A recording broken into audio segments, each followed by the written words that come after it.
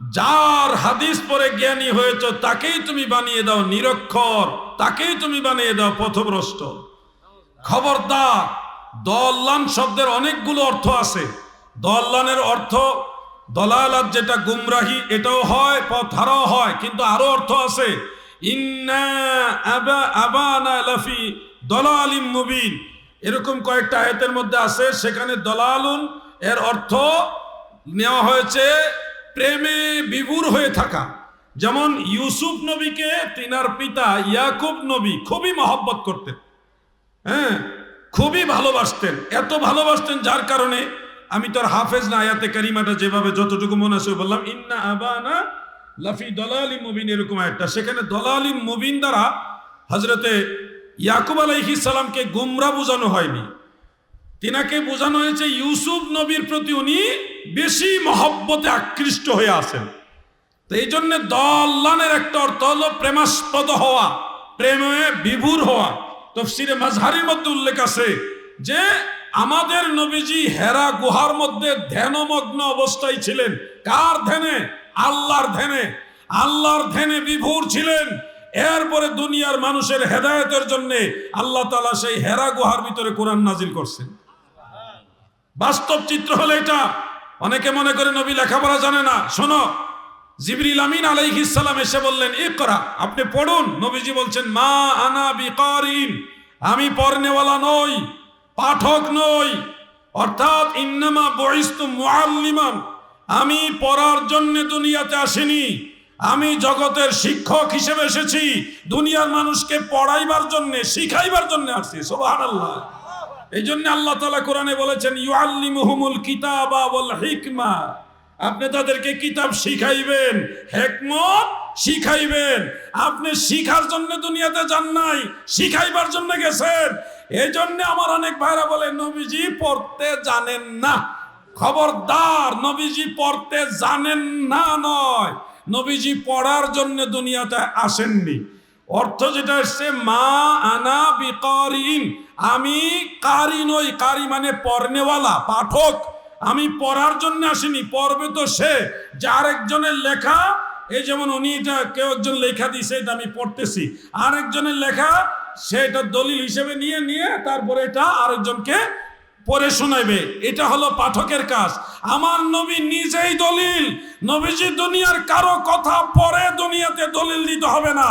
আল্লাহর নবী নিজেই দলিল। নবী যা বলে তা দলিল, নবী যা করে তাও দলিল, নবী যা সমর্থন করে তাও দলিল। ঠিক কিনা বলে? নবীর সম্মান বুঝতে হবে, নবীর ইজ্জত বুঝতে হবে। জোসের ঠেলায় এত বড় মুফাসসির হয়েছেন, জোসের ঠেলায় নবীজি পথভ্রষ্ট ছিল। খবরদার, আল আম্বিয়াউ মাসুমুন, সমস্ত নবীরা নিষ্পাপ। পথ ভ্রষ্ট মানে কি? গুমরাহ হয়ে গেছে, পাপের দিকে চলে গেছে, ভুল পথে চলে গেছে। ভুল পথে গেলে কি সওয়াব হয়? এই জন্য বলছি নবীদের ব্যাপারে এই ধরনের ধারণা রাখা যাবে না, কোন নবীর ব্যাপারে না। সব নবীরাই আল্লাহ তাআলার ওহী কর্তৃক কন্ট্রোল। নবীরা গুনাহ করেছেন এই আকীদা রাখা যাবে না। নবীদের কোনো গুনাহ নাই, নবীদের ভুল আছে এটাও বলা যাবে না। বলবেন আদম আলাইহিস সালাম কি গন্ধম খেয়ে ভুল করছে না? জি না, এটা ভুল বলা যাবে না, এটা খেলাফে আওলা। কারণ হযরত আদম আলাইহিস সালামকে আল্লাহ তাআলা সৃষ্টি করেছেন জমিনে পাঠানোর জন্য, জান্নাতে রেখে দেওয়ার জন্য নয়। ইন্নী জাইলুন ফিল আরদে খলিফা, ফিল আরদে খলিফা, জমিনের জন্য ওনাকে খলিফা বানানো হয়েছে। এই জমিনে পাঠানোর একটা প্রক্রিয়া হলো গন্ধম গাছ। এটা ছিল একটা মাধ্যম, এটা আল্লাহর ইচ্ছায় সংগঠিত হয়েছে। আমাদের অবস্থান থেকে বড় জোরে বলতে পারবো এটা খেলাফে আওলা, উত্তমতার বর্জন। ভুল বলা যাবে না। নবীর কর্ম আমাদের ধর্ম। আমাদের নবীজি নামাজ পড়াইতে গিয়ে সালাম ফিরাইছেন, 4 রাকাতের নামাজ পড়াইতে গিয়ে 3 রাকাতে সালাম ফিরাইছেন। অনেকে ভুল ধরে বসে নবী ভুল করছে, নাউজুবিল্লাহ। নবীজি ভুল করেনি, কারণ নবী জানে উম্মতে ভুল করবে। উম্মত নামাজ পড়তে গিয়ে অনেক সময় ভুল করবে। এই ভুলটা কিভাবে শুধরাইতে হবে? আল্লাহর ইচ্ছায় নবীজি 3 রাকাতে সালাম ফিরাইয়া যখন অন্যান্য সাহাবারা বলছে হুজুর আপনি 3 রাকাতে সালাম ফিরাইছেন, নামাজ কি কমায় দিছে আল্লাহ নাকি আপনি ভুলে গেছেন? নবীজি বললেন লাম আনসা ওয়া লাম তাকসুর, আমি ভুলে যাইনি, নামাজও কমানো হয়নি। তখন দয়াল নবী রাসূল পাক সাল্লাল্লাহু আলাইহি ওয়াসাল্লামকে সাহাবারা বললেন ক্বালু বাল নাসিতা, ওগো নবী মনে হয় আপনি ভুলে গেছেন, আপনি 3 রাকাতে সালাম ফিরাইছেন। দয়াল নবী পুনরায় আরেক রাকাত নামাজ পড়ে সেজদায় সাহু দিলেন। এখানে মূল বিষয়টা নবীর কোনো ভুল না, মূল বিষয়টা হলো একটা প্রেক্ষাপট তৈরি করে নামাজে যদি ভুল হয় সেই ভুলটা কেমনে শুধরাইবেন, সেজদায় সাহুর মাসআলাটা নবীজি শিখিয়ে দিলেন। তুমি যদি আদর্শবান উম্মত হও তাহলে নবীর দোষ খুঁজবা না, তুমি এখান থেকে শিক্ষা নিবা। আল্লাহ আমাদের ভাইদের বোঝার তৌফিক দেন, আমিন বলেন। আপনার কষ্ট হইতেছে নাকি? আল্লাহর নবী কি নিঃস্ব ছিলেন? ও সূরা দোহার এই বিষয়গুলো। আমাদের নবীজি নিঃস্ব ছিলেন বলতে এই কথাটা অনেকভাবে ব্যাখ্যা করেছেন মুফাসসিরিনে কেরাম। একটা সময় জাগতিক দৃষ্টিতে রাসূল আকরাম সাল্লাল্লাহু আলাইহি ওয়াসাল্লাম তিনি অনেক ধন সম্পদ বা রাষ্ট্রের ক্ষমতা বা মুসলমানদের নেতৃত্ব স্থানের অবস্থানে ছিলেন না। পরবর্তীতে আল্লাহ তাআলা সেই অবস্থানে পৌঁছে দিয়েছেন। ফাআদনা, নবীজিকে ধনী বানিয়ে দিয়েছেন আল্লাহ। এখানে নবীজির এই বিষয়টাকে নেগেটিভ দেখার কোনো সুযোগ নাই। আল্লাহর হাবিব রাসূল আকরাম সাল্লাল্লাহু আলাইহি ওয়াসাল্লাম দোয়া করলে কবুল হয়, সেই হেতুক নবীজি যদি দোয়া করতেন মক্কার পাহাড়গুলি স্বর্ণ বানায় দিতেন আল্লাহ। তো এই জন্যে বাস্তবতাটা হলো দুনিয়া বিমুখতা, যেটাকে আজ জুহুদ বলা হয়। জুহুদ দুনিয়া বিমুখতা, এটাকে এখানে নিঃস্ব বোঝানো হয়েছে। দুনিয়া বিমুখতা, নবীজি সবসময় আখেরাতমুখী ছিলেন, সাহাবীদেরকে সেই শিক্ষাই দিতেন। আর পরবর্তীতে রাষ্ট্রীয়ভাবে মুসলিম মিল্লাতকে প্রতিষ্ঠিত করে গেছেন মদিনা মুনাব্বারায় যাওয়ার পরে। এগুলি আপনাদের খেয়াল রাখতে হবে, শানের রিসালতের ব্যাপার, দয়াল নবীর ইজ্জতের ব্যাপার, সম্মানের ব্যাপার। আল্লামা এত পরিমাণ বাড়ছে যে আল্লামার গুরুত্ব নষ্ট হয়ে গেছে। আল্লামা হলেন হাফেজ এম এ জলিল রহমাতুল্লাহ আলাই, আল্লামা ছিলেন সৈয়দ আবেদ শাহ আল মাদানী রহমাতুল্লাহ আলাই, আল্লামা হলেন মুফতি আবু নাসির জেহাদি সাহেব, আল্লামা হলেন শামসুল উলামা ফুলতলি সাহেব কেবলা রহমাতুল্লাহ আলাই, আল্লামা ছিলেন সোনাকান্দা দরবারের আল্লামা আব্দুর রহমান হানাফি রহমাতুল্লাহ আলাই, ওনারা ছিলেন আল্লামা। আর আমরা এখন যার তার নামের সাথে আল্লামা লাগাই দিই, আমরা আল্লামা নই। আমরা আল্লামা যারা, তাদের অযোগ্য ছাত্র, যোগ্য ছাত্র নই, ওনাদের যোগ্যতম ছাত্র আমরা হতে পারিনি, অকপটে স্বীকার করি আমি। আমরা ওনাদের অযোগ্য ছাত্র, ওনাদের জুতা বহন করার, ওনাদের ব্যাগ টানার সৌভাগ্য আমাদের হয়েছে যারা আল্লামা। অতএব আল্লামা আমরা এখন যারা বাউল গান গায় তাদেরকে আল্লামা বলি।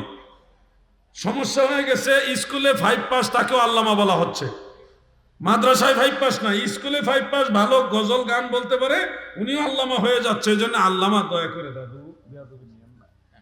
সমস্যা। আল্লামা আসতেছেন আগামীকাল ইনশাআল্লাহ, ডক্টর কাফিলউদ্দিন সরকার সালি হিসাব, উনি হলেন অরিজিনাল আল্লামা।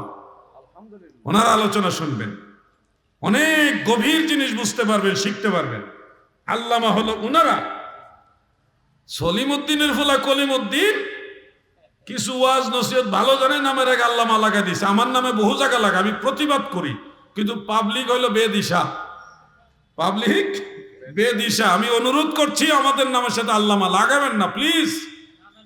আমরা যারা আল্লামা তাদের অযোগ্য ছাত্র, এটা কোনো না, মানে মিথ্যা নয়, এটাই সত্য, এটাই সত্য। আমরা কইতে কইতে অভ্যাস, অনেক সময় আমরাও ভুলভাল বলে ফেলি, ওই যে স্লিপ হইতে।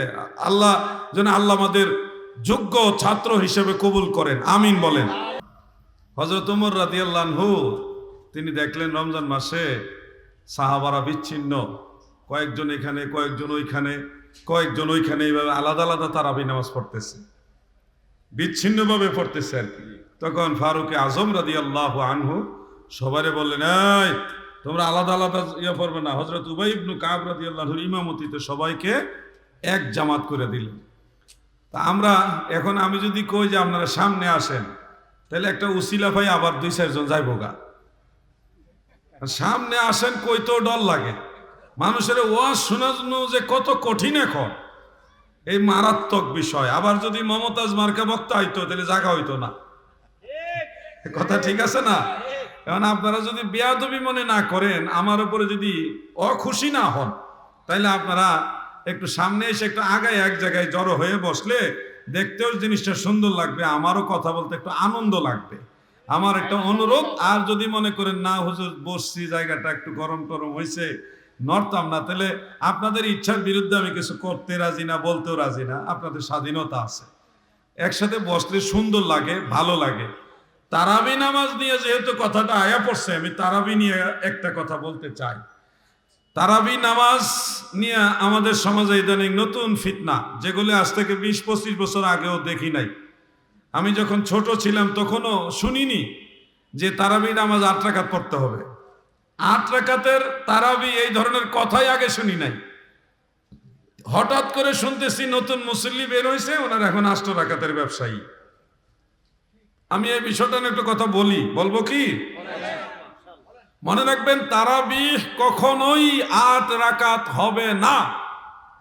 8 রাকাতে কখনোই তারাবিহ হবে না। কেন হবে না? কারণ হলো তারাবিহ শব্দটা বহুবচন। বহুবচন আরবি গ্রামার মোতাবেক হতে সর্বনিম্ন সংখ্যা 3 লাগে। কারণ বাংলা ব্যাকরণ ইংলিশ গ্রামারে বহুবচন হয়ে যায় 2 সংখ্যা হইলেই। একটা হইলে এক বচন, 2টা হইলে বহুবচন। সিঙ্গুলার নাম্বার আর একটা কি? মাশাআল্লাহ, ম্যাক্সিমাম সবাই শিক্ষিত এখানে। তো এই যে আরবি বাংলা ব্যাকরণ আর ইংলিশ গ্রামারের চেয়ে আরবি ব্যাকরণে আলাদা একটা সিস্টেম, সেখানে এক বচনের পরে দ্বিবচন আছে, ওয়াহেদের পরে তাসনিয়া আছে, তসনিয়া যেটা দ্বিবচন। 2টা হলে বহুবচন হয় না, 2টা হলে দ্বিবচন হয়। বহুবচন হইতে হলে 3 সংখ্যা লাগে। তো এই দৃষ্টিতে 4 রাকাতে 1 তারবিহা হয়। 4 রাকাতে তারাবি হয় না, 4 রাকাতে 1 তারবিহা হয়। 4 8 রাকাতে 2 তারবিহা মানে তারবিহাতানে হয়, তসনিয়ার সিগা হয়। তারবিহাতান মানে 2 তারবিহা হয়েছে, তারাবি হয়নি। তারাবি হতে হলে কমপক্ষে 3-4 মিলে 12 রাকাত হওয়া লাগবে। 12 রাকাতের নিচে তারাবি এই নাম বাস্তবায়ন হবে না। এখন যারা 8 রাকাত পড়েন আর নাম দিয়েছেন তারাবি, এরা যে ধোঁকাবাজ, মানুষের আমল নষ্টকারী, তার প্রমাণ হলো তাদের নামের সাথে কাজের মিল নাই। আমার কথাগুলি কারো না কারো বিরুদ্ধে যাবে, গেলে কিছু করার নাই, সত্য কথা বলতেই হবে। তারাবি নামাজ কখনোই 8 রাকাত হবে না। তারাবি নামাজ কত রাকাত হবে? নবীজি যত রাকাত পড়ছে তত রাকাত হবে। কি কথা একমত আছেন আপনারা? আল্লাহর নবী যত রাকাত তারাবি পড়েছেন তত রাকাত হবে তারাবি। এখন প্রশ্ন হলো, নবী করিম সাল্লাল্লাহু আলাইহি ওয়াসাল্লাম কত রাকাত তারাবি পড়েছেন? কত রাকাত তারাবি পড়েছেন? প্রশ্ন এটা। সহিহ হাদিসে আমি একটা রিওয়ায়াত পেয়েছি, মাশিখাতুল বাগদাদ, সেই কিতাবের মধ্যে, মাশিখাতুল বাগদাদ সেই কিতাবে বিশুদ্ধ সনদে, সহিহ সনদে উল্লেখ করেছে এইভাবে: عن جابر بن عبد الله رضي الله تعالى عنه قال خرج رسول الله صلى الله عليه وسلم رمضان فصلى بالناس 24 ركعة سبحان الله। হযরত জাবের ইবনে আব্দুল্লাহ বলেন, আমার দয়াল নবী মাহে রমাদানে হুজরা মুবারক থেকে বের হলেন, ফাসাল্লা বিন্নাস, লোকদেরকে নিয়ে জামাতের সাথে আদায় করলেন 24 রাকাতান, 24 রাকাত নামাজ জামাতে আদায় করলেন, জামাতের সাথে আদায় করলেন। কত রাকাত? তাহলে কি তারাবি 24 রাকাত? না। আপনারা খেয়াল করেন, এশারের নামাজ, তারাবি নামাজে, পুরো নামাজে টোটালি যেই নামাজগুলি জামাতের সাথে পড়তে হয়, বেতেরের নামাজ নবীজির জামানায় জামাতে ছিল না। বেতেরের নামাজের জামাত চালু হয়েছে হযরত ওমর ফারুক রাদিয়াল্লাহু আনহুর খেলাফতের আমলে। এরপরে থেকে ফিকর মাসালা হলো মাহে রমাদান রিলেটেড, শুধুমাত্র মাহে রমাদানে বেতেরের নামাজ জামাতে পড়া মুস্তাহাব। রমজান শরীফের বাইরে কখনোই আর বেতেরের নামাজ জামাত পড়া যাবে না। এটা হানাফি মাযহাবের চূড়ান্ত রায়। শারহু মাআনিল আসার পড়লে আপনারা এই মাসালাটা পেয়ে যাবেন, আর অন্যান্য কিতাবও আছে। আর নবী করিম সাল্লাল্লাহু আলাইহি সাল্লামের জামানায় জামাতের সাথে নামাজ পড়া হতো 24 রাকাত। 4 রাকাত হলো ফরজ, এশারের ফরজ নামাজ জামাতে হইতো, সুন্নত তো জামাতে হইতো না, নফল জামাতে হইতো না, জামাতে হইতো তারাবির নামাজ। আল্লাহর নবী সাহাবীদেরকে নিয়ে 24 রাকাত নামাজ জামাতে পড়েছেন। এর মধ্যে 4 রাকাত হলো এশারের ফরজ আর 20 রাকাত হলো তারাবি। তাহলে সহিহ হাদিস থেকে আমরা পেলাম, সহিহ হাদিস থেকে পেলাম আল্লাহ রাসূল সাল্লাল্লাহু আলাইহি ওয়াসাল্লাম ও সাহাবায়ে কেরাম তারাবি পড়েছে 20 রাকাত। দেবিদ্বারে মুসলমান, পীর ফাতেহাবাদ দরবার শরীফের প্রতিবেশীরা, এই দরবারের ভক্ত মুরিদান মুহিব্বিন যারা আছেন, আপনাদের কাছে আমার একটা প্রশ্ন, আল্লাহর নবী যদি 20 রাকাত তারাবি পড়ে, আপনারা কত রাকাত পড়বেন? জোরে বলেন, কত রাকাত? 8 রাকাতের ব্যবসায়ী যারা আছেন শুনুন, আপনাদের দলিলগুলি যে আমরা জানি না তা না, আপনারা দলিল দিবেন বুখারী শরীফ থেকে। কি দলিল দিবেন? মা কানা রাসূলুল্লাহ সাল্লাল্লাহু আলাইহি ওয়াসাল্লাম ইয়াজিদু ফি রমাদান ওয়ালা ফি গায়রিহি 11 রাকাতান। সহিহ বুখারী, তিরমিজি, অন্যান্য কিতাবে আছে, প্রিয় নবীজি মাহে রমাদান এবং অন্যান্য মাসে কখনোই 20 রাকাত, এই 11 রাকাতের বেশি নামাজ পড়তেন না। এই হাদিস দিয়ে তারা দলিল দেয় নবীজি 11 রাকাত সবসময় পড়তেন। 11 রাকাত সুন্নতের দরকার নাই, যে বলবে সে মুসলমানই হইতে পারে না। হ্যাঁ, না না, পাগলামি করবো সব জায়গায়। কি জন্য? ওনার যদি কোরআন হাদিস বুঝদার ওনার নিয়ে আসেন আমার কাছে। এটা আলাউদ্দিন জিহাদি, সব জায়গায় পাগলামি করলে হইব না। তারাবি নামাজ নিয়ে আলোচনা শুনলে আপনাদের কি খারাপ লাগে? তারাবি নামাজ দরকার আছে কিনা ভাই? আমি কি কারো এই পর্যন্ত একটা শব্দ দিয়ে অ্যাটাক করছি? কারো বিরুদ্ধে একটা শব্দ বলি নাই, কাউকে অপমান করে একটা কথা বলি নাই। আমি 20 রাকাত তারাবি পড়ি, সাহাবায়ে কেরাম 20 রাকাত পড়েছেন, সমস্ত সালাফগণ 20 রাকাত তারাবি পড়েছে। 20 রাকাত তারাবির কথা কি চলবে কিনা বলেন? ফরজ নামাজ তো পড়েই আমরা, ফরজ নামাজ ছাড়া কোনো উপায় আছে? ফরজ নামাজের সাথে সুন্নত লাগবে, নফল লাগবে, ওয়াজিব লাগবে, আরো অনেক মুস্তাহাব আমল আছে, সবই তো আমরা আমল করব। ওই যে গজলে তো বললাম একটু আগে, আমল করো নামাজ রোজা কায়েম করো সুন্নিয়াত, আমল করো নামাজ রোজা কায়েম করো সুন্নিয়াত, জিন্দাবাদ জিন্দাবাদ নবীর সেনা, জিন্দাবাদ জিন্দাবাদ জিন্দাবাদ। আমার দাদু ভাইরা, তারাবির নামাজ 20 রাকাত প্রিয় নবীজি পড়েছেন, আমরাও পড়ব। এর বিকল্প যে কোনো কথা আসলে সেটা আমরা গ্রহণ করব না। প্রতিনিয়তই ফিতনা বাড়ছে। কখনো শুনি নামাজ পড়ব কিন্তু মোনাজাত নাই, বাদ, মোনাজাত বাদ। এরপরে কি কইলো যে নফল নামাজ না পড়লেও চলে, নফল নামাজ গেল। এরপরে এই সুন্নতটা এটা জরুরি না, গেল, সুন্নতের গুরুত্ব কমলো। এরপরে কি কইলো যে বেতেরের নামাজ ওয়াজিব না, এটা সুন্নত, তাহলে বেতেরের নামাজের পাওয়ার কমাইলো। আবার কথা শুনলাম কিছু ভাইদের যে বেতেরের নামাজও মাঝে মধ্যে না পড়লে অসুবিধা নাই, তাহলে আমল কমে যেতেছে না ভাই? আমল কমে গেলে তো আপনারা খুশি, তাই না? এরপরে আরেক গ্রুপ হয়ে বেরিয়েলো, তারা বলতেছে 5 ওয়াক্ত নামাজ পড়া লাগবে না, 3 ওয়াক্ত নামাজ পড়লে চলবো। এই আহলে কোরআন নামে দল বাড়িছে। তো নামাজ কি তাহলে আমরা 5 ওয়াক্ত বাদ দিয়ে 3 ওয়াক্তে যাব? 5 ওয়াক্ত নামাজের কথা বলবো না? 5 ওয়াক্ত নামাজের কথা বললে 3 ওয়াক্ত ওয়ালারা তো গুসা হবেই। আরেক দল বাড়িছে ভণ্ড গ্রুপ, এরা আবার কয় নামাজের কথাই কোরআনে নাই। কি কথা আছে না নাই ভাই? এখন আমরা যদি নামাজের কথা বলি, তাহলে এই যে নামাজ বিরোধী যারা, তাদের তো গায়ে লাগবেই। এগুলি লেবাসে মুসলমান হলেও এরা অরিজিনাল মুসলমান না, এরা ইয়াহুদ এবং নাসারাদের দালাল। খবরদার, নবীর সুন্নাত চলবে, আল্লাহর বিধান ফরজ চলবে, কোরআন সুন্নাহর আইন এই জমিনে চলবে। এর বিরুদ্ধে কোনো কথা হলে তাদের বিরুদ্ধে জিহাদ ঘোষণা করা হবে।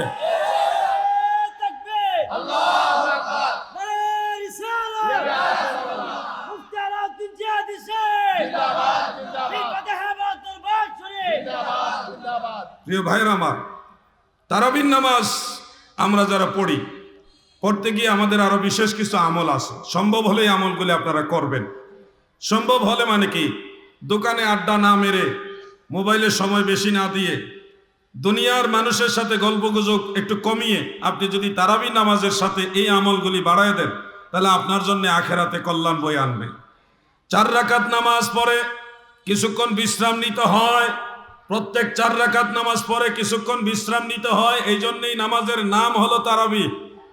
বিশ্রাম নিতে হয় 4 রাকাত পরে পরে। তো তো সালাফদের নীতির মধ্যে দেখা যায় ওনারা বিশ্রামের টাইমটা কেউ কাবাঘর তাওয়াফ করতেন, কেউ আরো এক্সট্রা কিছু ইবাদত বন্দেগী করতেন ওই সময়টা, বিশ্রামের টাইমটা। তা আমরা আমাদের যারা সালাফ, আমাদের পূর্বসূরি আইম্মাই কেরাম যারা, তাদের জিন্দেগিতে দেখেছি, তাদের লেখনীর মধ্যে দেখেছি 4 রাকাত পরে যে বিশ্রামের সময়টা, এই সময়টা বিভিন্ন তসবিহ তাহলিল আমাদের শিক্ষা দিয়েছেন, যে অবসর বসে থেকে লাভ কি, একটা তসবিহ পড়েন, এটা ভালো। যেমন ইমাম জুবাইদি রহমাতুল্লাহ আলাইহি ইত্তিহাফু সাআদাতিল মুত্তাকিন সেই কিতাবের মধ্যে এবং ফতোয়া শামির মধ্যে উল্লেখ করেছেন, আপনারা তারাবি নামাজ 4 রাকাত শেষ হলেই আপনারা একটা তসবিহ 3 বার পড়তে পারেন। সেই তসবিহটা হলো সুবহানাজিল মুলকি ওয়াল মালাকুত, এটা লম্বা একটা তসবিহ 3 বার পড়বেন। এটা আমাদের সালাফরা বলছে এই সময়টা অবসর থাকার, ফ্রি থাকার সময়, ফ্রি থেকে আমরা কিছু নেক আমল করব। তার মানে হলো একবার চুপচাপ বসে থাকার চেয়ে কিছু আমল করা ভালো। এজন্য আপনি সুবহানাজিল মুলকি ওয়াল মালাকুত এই তাসবিহ পড়তে পারেন, অথবা আপনি যেই তসবিহটা আরো ভালো মনে করেন যে কোনো তসবিহ পড়েন, আমল করেন, আমলে জিন্দেগি পার করেন। সময় কাজে লাগান, সময় কম, সময় কম। আমাদের হায়াত গড় আয়ু সর্বোচ্চ ধরেন আমাদের বাংলাদেশে 70 থেকে 80 বছরের ভিতরে ম্যাক্সিমাম মানুষ ইন্তেকাল হয়ে যায়। 100 বছর হায়াত পায় খুব কম, 100 বছর হায়াত পায় মানুষের সংখ্যা খুব কম। তো এই অল্প সময়ে আমাদের পরকালের পুরো পুঁজিটা সংগ্রহ করতে হবে। সেই পুঁজি নাজাতের জন্য যতটুকু করা দরকার, সেই সবটা তো পারবো না, কিছু চেষ্টা করে গেলেও তো এটার উসিলা আল্লাহ আমাদের মাফ করবে। এই জন্য 4 রাকাত পরে পরে আপনারা সুবহানাজিল মুলকি ওয়াল মালাকুত এই তাসবিহ আদায় করতে পারেন, অথবা এটা কিতাবে আছে 3 বার পড়ার কথা। আপনি যদি মনে করেন না হুজুর আমি 3 বার পড়ি না, 1 বার পড়ি, তাও পড়েন। আমার কথা হলো একবারে না পড়ার চেয়ে 1 বার পড়া ভালো, একেবারেই না পড়ার চেয়ে 1 বার পড়া ভালো। কিছু আমল হোক, এটা আমরা চাই, কিছু আমল হোক। এরপরে ধরেন নফল নামাজ হিসেবে যে কোনো দিনের হোক রাতের হোক, যে কোনো নফল নামাজে 2 রাকাত পরে পরে আপনি দোয়া করতে পারবেন হাত তুলে। 2 রাকাত পরে পরে আপনি হাত তুলে দোয়া করতে পারবেন, এটার অনুমতি আছে। যেমন তিরমিজি শরীফে এবং সহিহ ইবনে খুজাইমার মধ্যে আছে যে as-salatu masna masna তাশাহুদু ফি কুল্লি রাকাতাইনে, নামাজ হলো 2 রাকাত, 2 রাকাত করে ভাগ, প্রত্যেক 2 রাকাত পরে আছে তাশাহুদ। এই তাশাহুদ পাঠ করবেন, নামাজ আছে খুশু খুজু, বিনয়, নম্রতা। এরপরে প্রিয় নবীজি রাসূল আকরাম সাল্লাল্লাহু আলাইহি ওয়াসাল্লাম বলেন সুম্মা তুকমি ইয়াদাইকা, তুমি এরপরে 2 হাত উঁচু করো, ইরফা ইয়াদাইকা, সরার মধ্যে উল্লেখ আছে 2 হাত উঁচা করো এবং বলো ইয়া রব্বি, হে আমার রব, হে আমার রব, হে আমার আল্লাহ, মানে তোমার মনের চাওয়া পাওয়া আল্লাহর সাথে শেয়ার করো। এইভাবে যে কোনো নফল নামাজ পড়লে 2 রাকাত পরে পরে কিংবা 4 রাকাত পরে পরে আপনারা হাত তুলে দোয়া করতে পারবেন যদি আপনারা চান। এটা জরুরি না হলেও সুযোগ হইলে আপনারা এটা আমল করতে পারবেন। যার ধরুন আমরা ছোটবেলায় যখন তারাবি নামাজে যেতাম, দেখতাম প্রত্যেক 4 রাকাত পরে পরে সুবহানাজিল মুলকি ওয়াল মালাকুত 3 বার তো পড়তোই, মুনাজাত করতো, প্রত্যেক 4 রাকাত পরে পরে মুনাজাত করতো। আপনাদের দেবিদ্বারের কথা আমি জানি না, আমি কসবার খবর জানি, ওখানে এইভাবে আমল করতো ছোটবেলায় আমি দেখেছি। কিন্তু এখন সুবহানাজিল মুলকিও নাই, মুনাজাতও নাই, তারাবি নামাজ পুরোটাও নাই। এই দরবারে আছে, জোরে বলি মারহাবা। এই দরবারে আমল আছে। আসলে ওলিয়া উলিয়া যারা, পীর মুর্শিদ যারা, তারা কিন্তু নবীর সুন্নতি জিন্দিগিটা, আমলি জিন্দিগিটা মানুষের মাঝে কায়েম করে রাখছে। জিকিরের মজলিস, দোয়ার মজলিস, তাবারক বিতরণ, মানুষকে মেহমানদারি করা মজলিস, অনেক নেক আমল করা মজলিসগুলো বিভিন্ন ওলি আল্লাহরা, পীর ফকিররা এগুলি জারি রাখছে। আমরা কিন্তু দেখি, যেমন আস্তে আস্তে দেখলাম আপনাদের এই অঞ্চলে মনে একটা জায়গার নাম পীরগঞ্জ আছে। পীরগঞ্জ নামে বাংলাদেশে অনেকগুলো জায়গা আছে, অনেকগুলো জায়গা, থানাও আছে। এই পীরগঞ্জ, আমাদের কসবাতে একটা জায়গা আছে 3 লাখ পীর।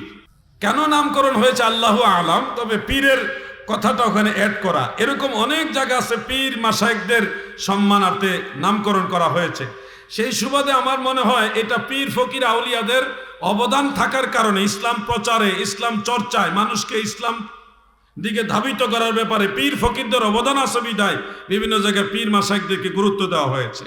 প্রিয় ভাইরা আমার, এই দরবারে এই আমলগুলি এখনো আছে, জানি না কতদিন থাকবে। কারণ আল্লাহ তাআলা ভালো জান। আমার বিশ্বাস হুজুরে শাহজাদা যিনি রয়েছেন উনি একজন যোগ্যতম শাহজাদা, পীরজাদা শাহ মিশকাত আল মাদানী সাহেব।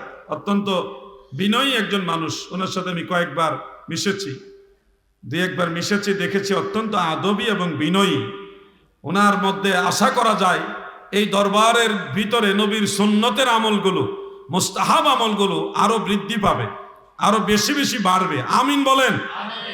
ইসলামের খেদমতে হুজুরকে আল্লাহ তাআলা যেন সুস্থতার সাথে আরো হায়াত দারাজ করেন। আমিন বলেন।